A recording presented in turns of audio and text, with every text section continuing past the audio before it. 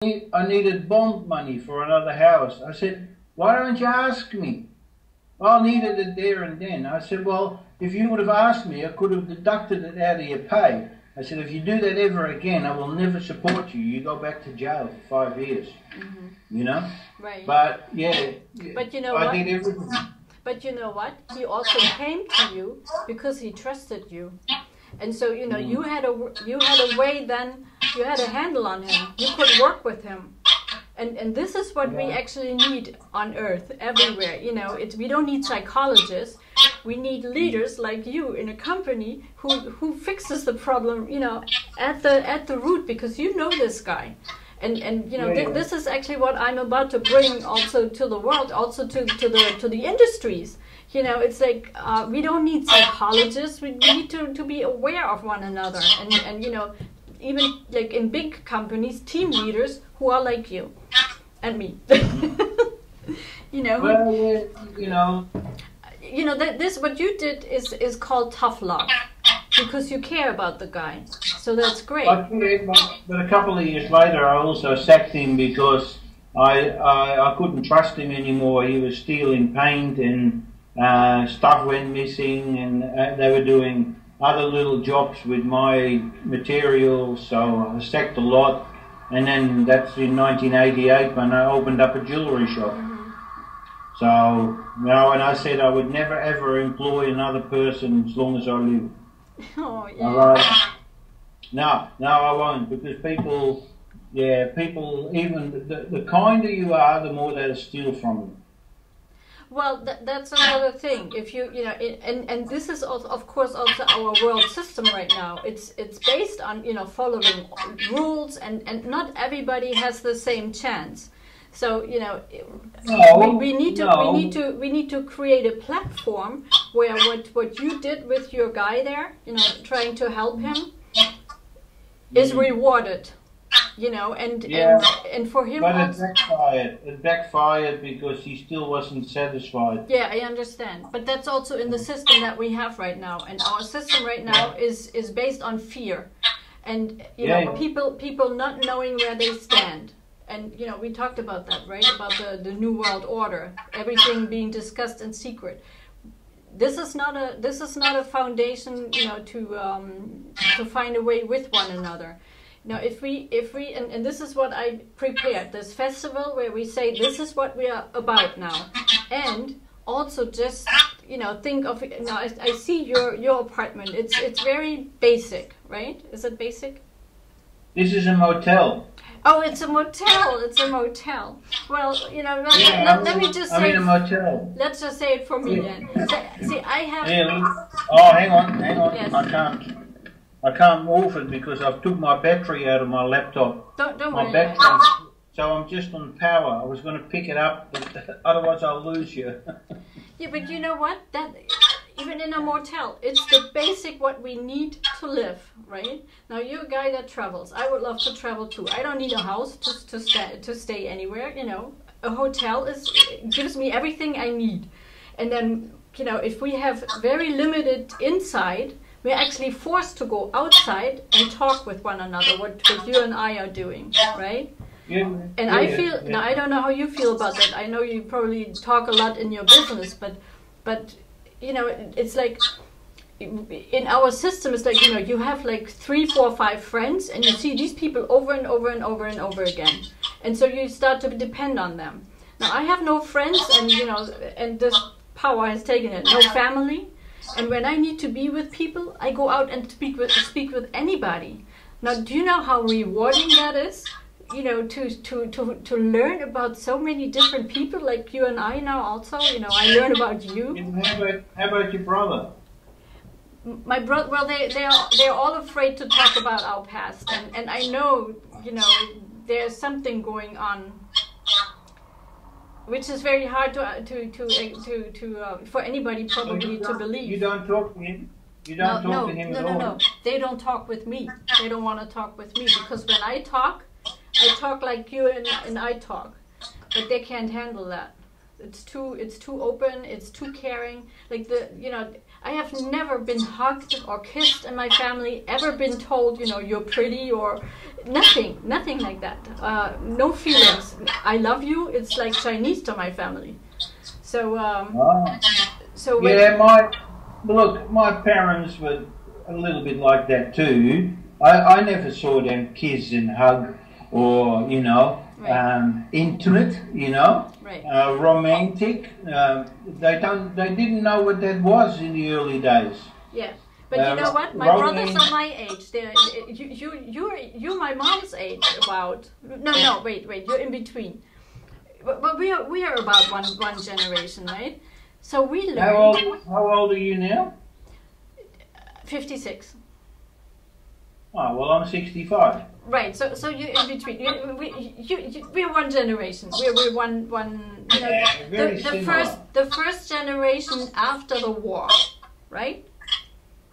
Yeah. And you're closer to the war a little bit than I am, but I always feel like I'm the first generation after the war. Now, my mother says that I will never be like her because I never experienced the war. So I can never speak with her, you know, on that level. So it's like, well, yeah, that's very caring, Mom. So you were born in 59? 58. 50, well, I was born in 50. Right. Yeah, so it's only 8 years. Yeah. Like I said, same generation. Same generation, right? So, yeah, because basically, when we grew up after the war, you know... Hello? I lost you. Are you still there? No, I'm still there. Okay. Yeah. Now, after the war, everyone had to restart again, rebuild again, you know? Right. But I come from a family of 11 kids. So my mother still had babies in the war. Wow. Yeah, my eldest brother is 80. He lives in New Zealand. And then the other brother lives in North Holland. Then Albert just passed away, so that's the first one who passed away. My sister Anita lives in Aalsmeer, near Amsterdam. The one 3 years older than me lives in New Zealand as well. There's 2 there in New Zealand. Andre, the youngest one, lives in Alicante in Spain. It's not Andre Rieu, is it? No, he lives in Maastricht. Right. Oh, you know him. He comes to Australia, right? I love that guy. I love that guy because he can move people. Woo! I've never seen a live concert of him, but I've got nearly all his concerts on CD.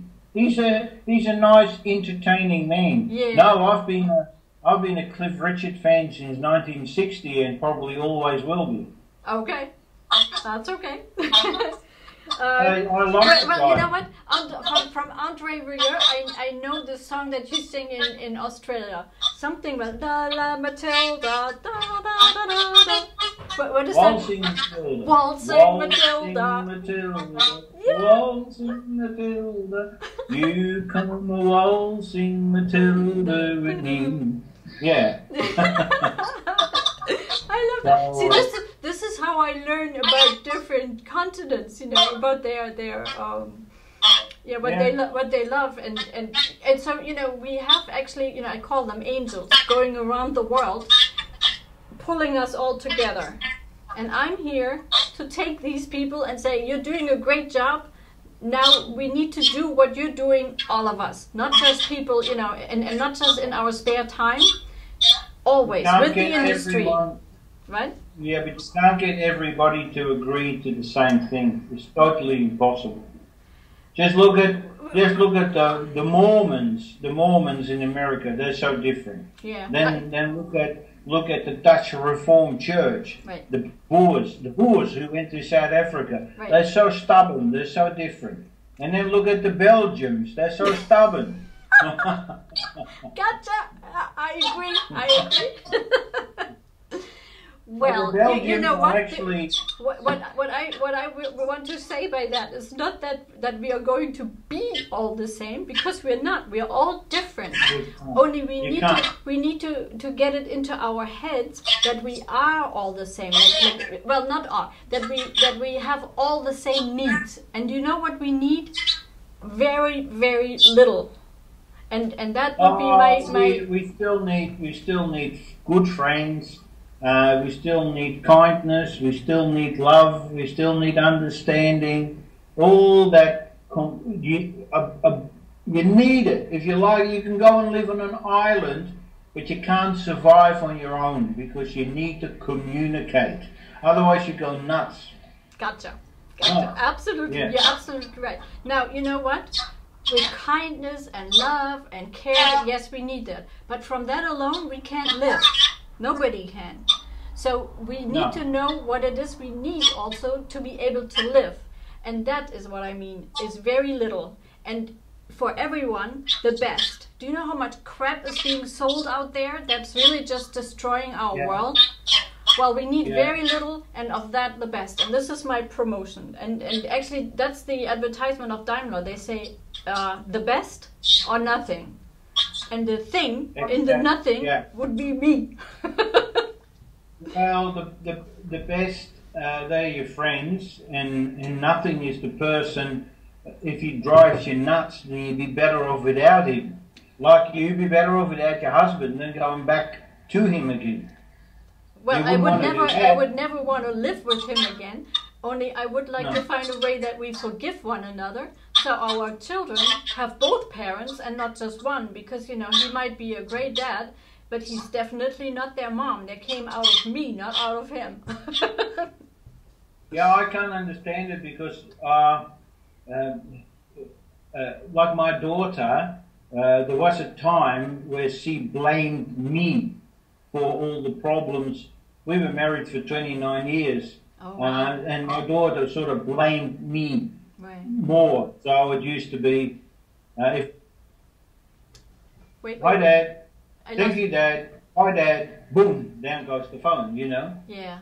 No communication. Right. Now, last 2 years, fantastic. Hi Dad, how are you? And you know, so she's changed her mind. Yeah. But it took me a lot of time. I drove out of that town with tears in my eyes saying, I'm never going to see the grandkids again because of my daughter, you know. Right. Yeah.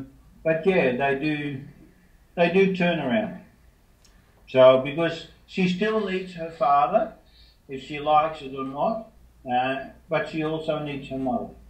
Yeah, so, well, you know, I mean, we all have a mom and a dad, so I think we're not complete if we shut one out, you know, and you know, if I don't know how that's possible. I cannot shut anybody out. I mean, you know, of course I pick and choose the people I communicate with, but I'm also listening to the ones who I don't have a relationship with, you know, because well, I'm different. I'm open. I'm very open, and I'm also willing to listen and make changes if need be, you know. And of course, I wouldn't just change because somebody demands change of me. I would like to understand it and feel it that it's right for me too. Oh yeah, you can't just change for anybody because otherwise you become that person. Exactly. You want to stay oh your my own goodness, person. do I know what that's like? Well, and I give that same right to the other person. You know, it's like you don't need to be like me. You know, it's just like, can we find a way to? I mean, I don't need that with everybody, but with my children, I would like to find a way to say, you know what? It's like, all right, I don't agree with everything. I'm sorry. How old are they now? 30 and 32. My daughter just turned 32 the day before yesterday. Well, on Saturday. And why don't they contact you? They don't need their father anymore. Why don't they contact you? Well, because I contact that guy there, Daimler. They you know, my daughter works for Daimler, and so she's afraid to lose her job. But I'm contacting this guy already for 5 years or 6 even. And he hasn't fired her yet. So actually it's a stupid argument. Oh, she works for her husband, for her father. No, she works for. No, that's Dr. Zetsche. It's the CEO of Daimler. She works for Daimler USA. Oh, Daimler. Right. I was taping this. I'm just gonna say goodbye. Annika, contact me. Michelle, let's work this out.